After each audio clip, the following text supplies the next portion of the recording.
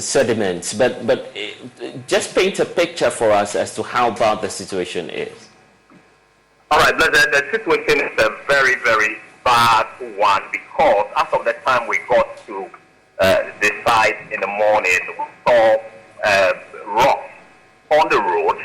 We also saw concrete blocks, which were also part of the debris on the road, as well as the drains. We realized that they were choked with the debris, and so water was actually gushing freely onto the stretch. So, this is a 2-lane stretch, but because of these stones on the road, drivers have been forced to use just the inner lane. So if you had 2 vehicles moving up, coming down in both lanes, the outer one would have to find a way to go into the inner lane. So those who are not familiar with the road, they find it challenging, which is actually exposing motorists to a lot of danger. But what we also noted was that there's a hotel on the hill. Its wall actually is broken. So the broken pieces of the block went all the way from the hill onto the road. And so it's a very bad situation, which is actually exposing drivers to a lot of danger. And so now that we're learning that the Highways Authority is beginning to act on the matter, what exactly are they doing? So they actually collected the debris into a pickup we saw earlier. So when they collect, they take it to go and dump somewhere, and they come to collect another bag. So, but then I'm told that yesterday similar situation happened where they collected all the stones and the sand mixed with water. They collected everything, but overnight the situation has reoccurred again. So it means that we need a long-term solution to the problem. So we've been to the municipal assembly. Apparently the MT rushed out to solve this situation, and so we just had a call with him, and he tells us that he's on his way to the site to speak with us. How about motorists and residents, those within the area? Yeah, so we've been speaking to some taxi drivers, and some of them have been telling us because of the situation, they cannot predict as and when there will be any stones on the road. So they usually would close their work or whatever it is that they do by 6, because in the dark, if you're not careful, you're going to run into these stones on the road. So 3 of these drivers in Ebri and its environs, they have been telling us that they actually close their work by 6 p.m. because they cannot really guarantee the safety of the road in the night. So, of course, it is really affecting economic activity, especially for drivers who ply the road. Okay, thank you, Carlos, for giving us some updates. We're joined on Zoom now by the Greater Accra Regional Director of the Ghana Highways Authority, Engineer Odai, who is here to help us understand what's happening up there. First of all, sir, thank you for joining us. Why are you taking this decision to do the swift response when many say that what you need is a long-term solution?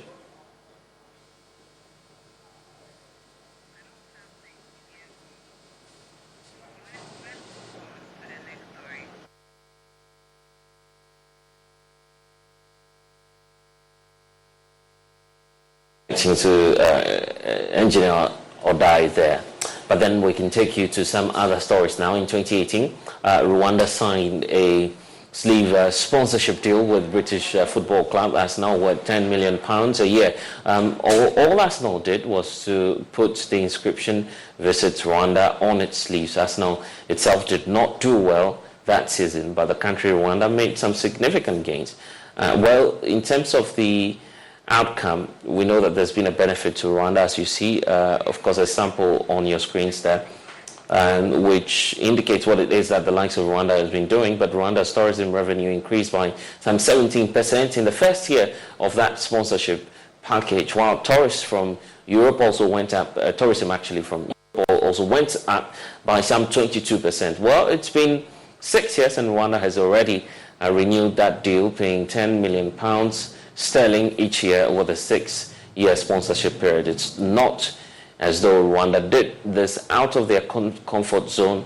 It is far less powerful compared to Ghana. And in 2020, we know that Rwanda had its GDP per capita of $2,100 as against Ghana's $5,300 for that same year. So what can Ghana do to ensure that tourism is helping to make the Ghanaian economy stronger? Well, that's the basis of the conversation we're having on the Pulse today. We have experts, some travelers, economists, and others joining us in this discussion. This discussion has obviously been inspired by yesterday's commissioning of the newly developed Nkrumah Park and Mausoleum. James Aveji was there for us and comes through with this.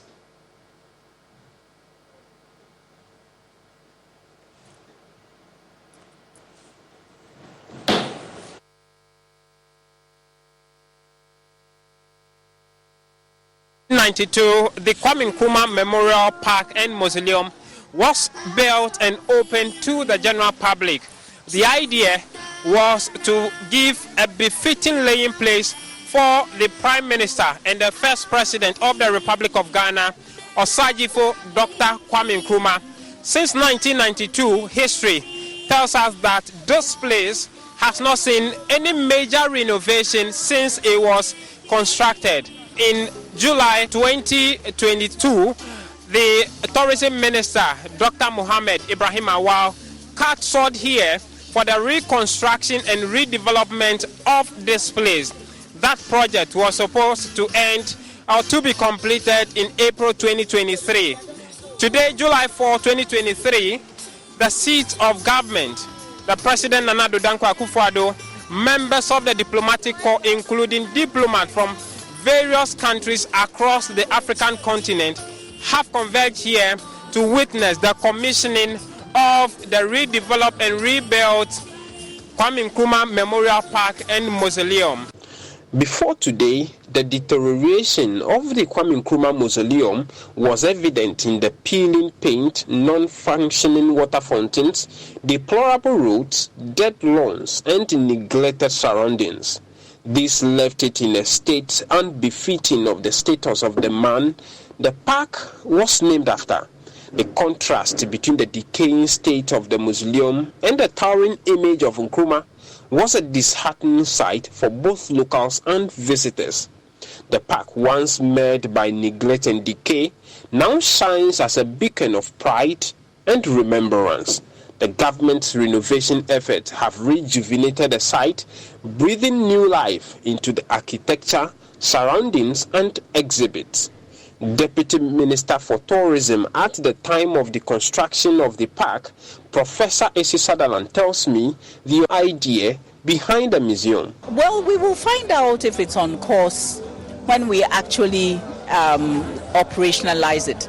It's in the operationalization, it is in making sure that the guides are well trained, it is in making sure that the place is maintained and so on. And it's really going to be a test of us as Ghanaians to try for, to maintain this facility and also to make sure that the people who work here are very, very certain of the reason why this place is here. It's not just a tourism site, it's an inspirational site. And as Ms. Samia Nkrumah was saying, we are custodians of the soul of the Pan-African world, and we really need to continue to make sure that we keep that going. It's our responsibility, yes. After 30 years of no major renovations, the government cut short in July 2022 for the redevelopment of the park.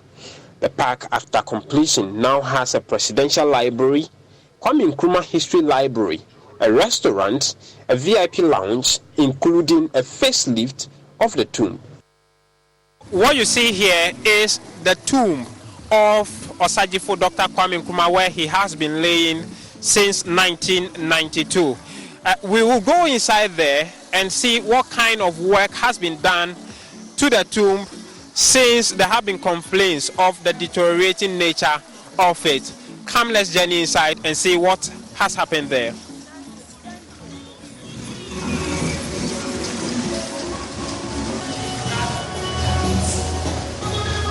The place is barricaded with this rope-like structure, cordoning off people from having access to the inner perimeter of his tomb. Now, what is written on this is Osajifo Dr. Kwame Nkrumah, 1909 to 1972, first Prime Minister and President of the Republic of Ghana, a great Pan-Africanist. That is what the inscription embedded on the tomb of Osajifo Dr. Kwame Nkrumah, and this is where he has been laying since 1992, serving as the sacred place of his resting. Speaking at the commissioning of the project, Country Director of the World Bank, Pierre-Frank Laporte, said the $3 million World Bank assisted reconstruction project is part of the World Bank's $40 million commitment to improving Ghana's tourism industry. This $40 million 5-year project has positioned the tourism and hospitality sectors as key drivers of social and economic development in Ghana. The project supports improved tourism products and services provision and upgrading skills in the labor force in the tourism, arts, and culture sector. The project has now disbursed $20 million in grants, and procurement is underway for disbursement of the additional $20 million over the next 12 months. President Akufo-Addo has in his address urged the Tourism Ministry and other stakeholders to reposition the facility to attract more tourists to the country. He said the redeveloped mausoleum stands a testament of the government's commitment to preserving Ghana's rich heritage and honoring the legacy of one of Africa's foremost leaders. As the outstanding Pan-Africanist of his generation, the burial site of Dr. Nkrumah must be appropriate to his status and exceptional contribution to the liberation of Africa from colonialism and imperialism. The Kwame Nkrumah Memorial Park, which attracted some 90,000 visitors annually before the renovation, is now expected to attract over 1 million tourists annually. I'm charging the Ministry of Tourism, Arts and Culture and its agencies to devise effective marketing and promotional strategies to achieve the target of 1 million domestic and international tourist visitations to the park. The revitalization of the Kwame Nkrumah Mausoleum brings forth significant economic and cultural benefits. Finance Minister Ken Oforiatta indicates that the development of major tourist sites will help improve the tourism sector's contribution to Ghana's total GDP. This is the dream of our President Nana Akufo-Addo for Ghana, which Minister Wal is executing with speed, with excellence, and a sense of urgency. We at the Ministry of Finance will continue to be creative to find resources to achieve a 5 million tourist target, 10% of GDP in the next 5 years. But can this target be achieved? Professor Kobi Mensah is convener for Destination Legon Tourism Marketing Exhibition Project and a political marketing strategist. Given the responses that we've had since PANAFest time, up to now the year of return and now beyond the return, I have no doubt that such an edifice would really tap into the huge Pan-African market that is out there. So certainly, although I don't have the figures to actually ascertain whether it's feasible, but I think that on a face value, absolutely feasible. Because if you look at the crave of Pan-African market, the African diaspora, on the history of this continent and many other people, I think that certainly is possible. And again, if you look at the facility, it's a multi-purpose, which means that it could be used for so many other functions that could really bring in those revenues that they are looking at. But in the midst of the pomp and pageantry, the founding party of Dr. Kwame Nkrumah, the Convention People's Party, is raising some reservations about the project. Why the 4th of July? Why not the 1st of July? 1st July was the Republic Day of this country. That is the day that we got our sovereignty. That is the day that the essence for why the man died was very significant. because the essence is not just to be here saying, remembering the death of a great person. No. Osajifo might be lying there, but Osajifo is not an individual. Osajifo is an ideology. Osajifo is an embodiment of who we are as a people, the essence and who we are as a nation.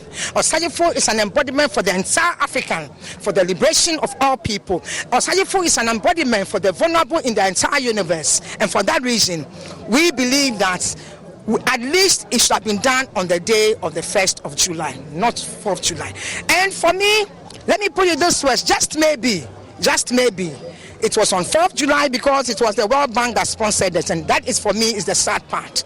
While appreciating the gesture, son of Dr. Kwame Nkrumah, Onsi Nkrumah, and granddaughter Princess Fatia Nkrumah believes the facelift cannot be an entire representation of the memory and legacy of Osajifo. I'm proud of my father, but I'm not sure if this is the best that can be made of this space.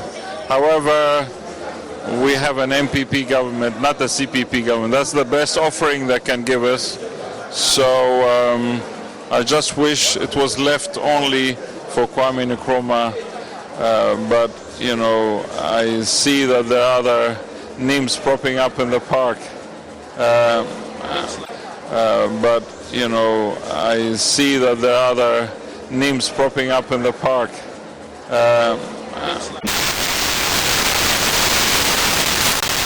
Ola is turning 70. That will be next year, yes. But you're starting the activities this year. So let's get to it. What are we to expect as part of the activities leading to the celebration? Okay, thank you so much. Tomorrow we are having the launch. The launch is happening live tomorrow at 10 a.m. At the Christ the King Hall.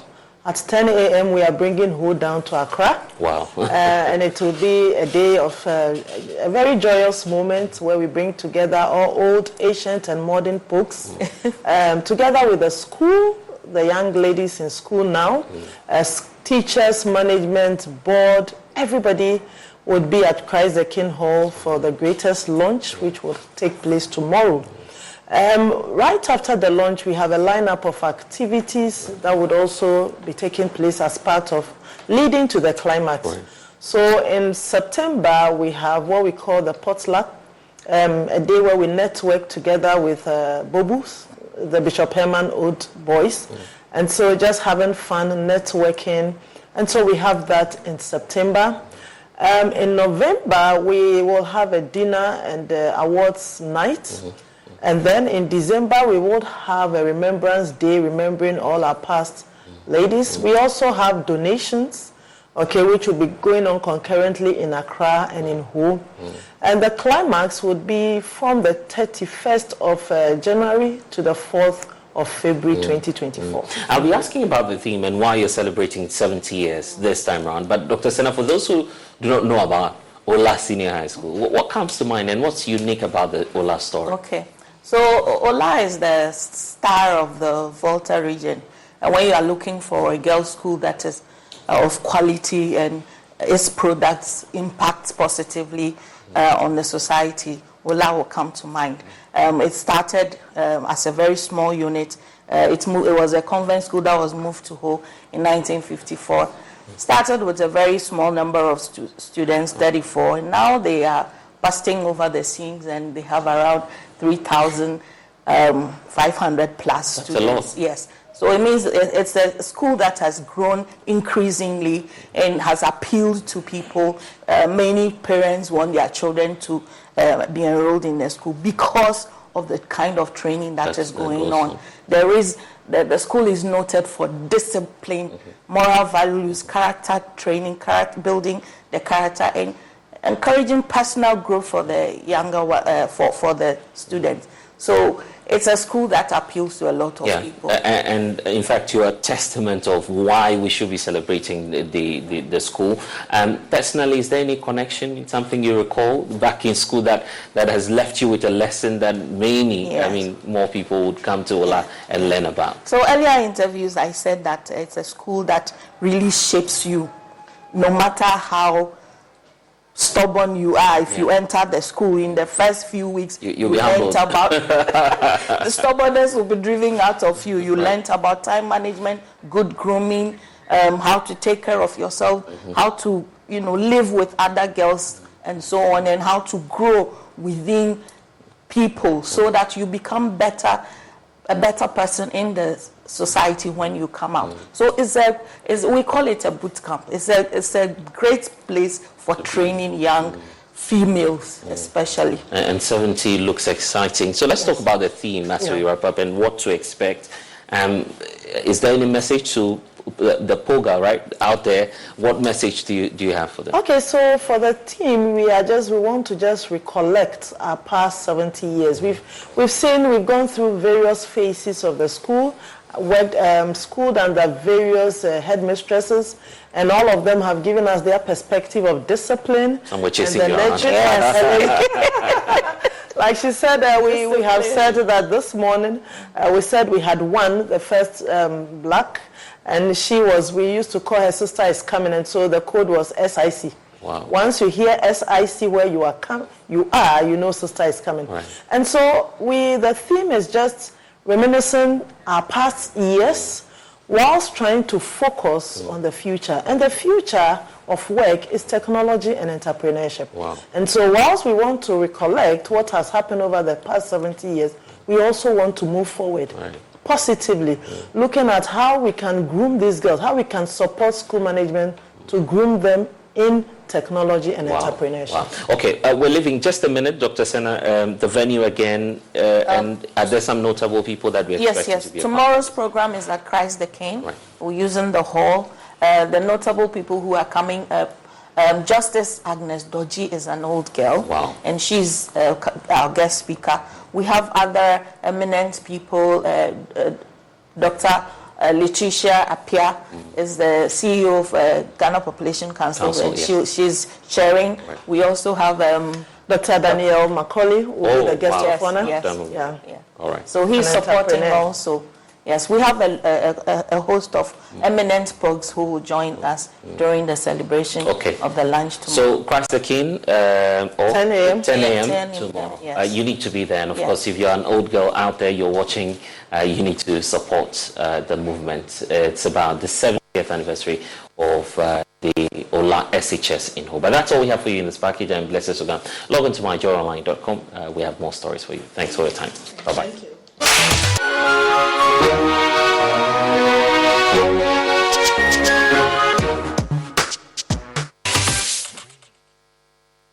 Hello there, it's another beautiful day, and it's always a pleasure to bring you everything in your world of showbiz. Today, I actually have some good news. When good news comes, we definitely want to share with you, and definitely I'll bring you some update from the Kwame Nkrumah Memorial Park. There's some new renovations, some beautiful stuff there. My colleague IB was there. I'll bring you an update on that. Now, a Hollywood filmmaker is also not happy with Ghana government. I'll give you details on that as well. And if you're a big fan of Tom Cruise, get ready because Mission Impossible is cooking, if not even done cooking. I'll bring you some updates on that as well. My name is Doreen Avio, and the show is Let's Talk Showbiz. Now, if you're just joining me, this is Let's Talk Showbiz, and we're starting with something beautiful that obviously a lot of people, I believe, have been looking forward to when it is finally here. Well, the Kwame Nkrumah Memorial Park has been renovated. It went off, if I'm not mistaken, somewhere last year, and it's literally done. Everything is set. Oh my goodness, the place is beautiful. From pictures to videos to people who were there to actually have a view of it. The reportage is simply amazing. So you can tell your friends, you can tell students, schools, and everybody that it is open now, so they can actually go and learn some history at the Memorial Park. As usual, my colleague IB was there, and he had the opportunity to speak to some amazing people who, some way, somehow, were happy about the project. Abo fiha. It was such a form of the DNA. And then if you are to hope on this one bed, that one, and it was. And as I say, Mama Queen, the people fancy, which they say, Na may everybody who enters this space realize that though that sword might have been cut short, the warrior himself points the way forward. And so, forward we shall go, and we shall not relent. A good matter is short. I simply am a forebear of one who was and called for cultural diversity. And so on that night, he wore these smocks smithed with fire but with very simple words and declared that we are free. It simply meant you're Sajif, called from the north. And so today, one who holds the gate is another one from the place where Sajif found the confidence to say, at long last, you know the rest, it is history.